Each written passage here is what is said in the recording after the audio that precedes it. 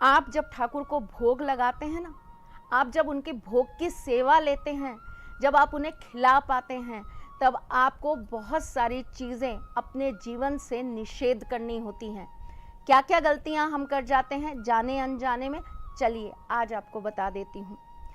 कुछ लड़कियों को ये लगता है कि हम टाइम पर भोग नहीं लगा पाते, हम उन्हें नियमित रूप से नहला नहीं पाते, हम उनकी सेवा नहीं कर पाते, हम रोजाना उन्हें वही माखन मिश्री का भोग लगा देते हैं। कुछ लोग तो ऐसा कहते हैं कि जो जो आप खाते हैं वो सब ठाकुर जी को खिलाइए। हाँ बिल्कुल खिलाइए, सब कुछ खिलाइए, लेकिन फिर भी इस बात का ध्यान रखिए कि आप सेवक हैं और वो भगवान। उन्हें हमें उसी अपने संस्कारों में, अपनी उसी लिमिटेशन में रहकर पूजना होगा, उनको उसी तरीके से अपने साथ रखना होगा। इसीलिए घर में भगवान को रखना इतना आसान नहीं होता। इसीलिए वास्तुशास्त्र के अंदर पहले कहा जाता था कि घर के अंदर मंदिर का निर्माण बहुत सोच समझ कर करिए, क्योंकि प्रभु सेवा करना उतना ही कठिन है जितना कि एक छोटे से बच्चे की परवरिश करना। बाल गोपाल को अपने घर रखें ना, तो इन बातों का ध्यान जरूर रखें। क्या है ये बातें, चलिए। आप अपने घर के मंदिर के दिए कैसे साफ करते हैं? विम से?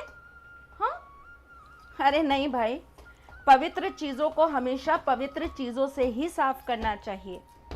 भगवान का काम कर रहे हैं, हमेशा यूज़ करिए। आप अपने घर में करे हुए अनुष्ठान की राख या मंदिर में से जहाँ पर हवन कीर्तन हुआ हो वहाँ से ले आइए भस्म, उससे आप दिया पवित्र करिए और उसके बाद आप इस दिए को अपने ठाकुर जी के सामने प्रज्वलित करिए।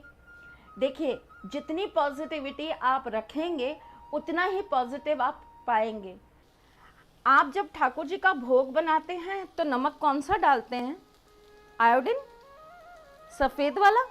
नहीं नहीं, ठाकुर जी के भोग के लिए थोड़ी सी मेहनत करिए और नमक जो है वो काला नमक या फिर सेंधा नमक डालिए। भोग में कभी भी आयोडीन नमक का इस्तेमाल मत करिए। ठाकुर जी का भोग बनाते समय अपने सिर को ढककर ही भोग को निर्माण करिए। जब आप ठाकुर जी का भोग निर्माण कर रहे हों तब ध्यान रखिए आप पूरी तरीके से शुद्ध होने चाहिए। ठाकुर सेवा घर में करते हैं तो कुछ नियमों का पालन ज़रूर करिए। पूजा करते वक्त ये गलती बिल्कुल भी ना करें। जब भी आप अपने घर के अंदर पूजा के लिए यानी कि आरती के लिए थाल सजा रहे हों तो सर्वप्रथम उस पर आप इस तरीके से स्वास्तिक का निर्माण कर लें। वैसे तो हर देव की आरती के लिए अलग अलग तरह की यंत्र निर्माण किए जाते हैं, लेकिन आपको अगर ये सब नहीं आता है तो आप स्वास्तिक का निर्माण करिए। उसके बाद आप इसके ऊपर फूलों को इस तरीके से फैला दीजिए और उसके बाद आप एक दीपक इसमें प्रज्वलित करके अपने देव की आरती करिए। आज मैं बहुत लेट हो गई हूँ, ठाकुर जी का भोग भी तैयार नहीं किया है। क्या करूँ, खीरा टमाटर ही खा लेती हूँ, कुछ और खाऊंगी ना तो बहुत टाइम लग जाएगा। अनजाने में ये गलती आप भी मत करिएगा मेरी जान। कभी भी खट्टी चीज़ों का सेवन करके ठाकुर जी का भोग निर्माण नहीं किया जाता और उनको भोग नहीं लगाया जाता। तीखा खा के, बहुत ज़्यादा तीखा खा के भी ठाकुर जी को भोग नहीं लगाया जाता।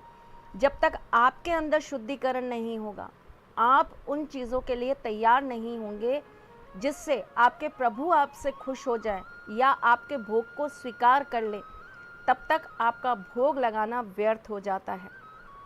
छोटी छोटी बातें हैं, शायद कुछ लोगों को सही ना लगे, पर करके तो देखिए। जब वो मेरी सुनते हैं तो ये करके आपकी भी सुनेंगे। ज़रूर करिएगा।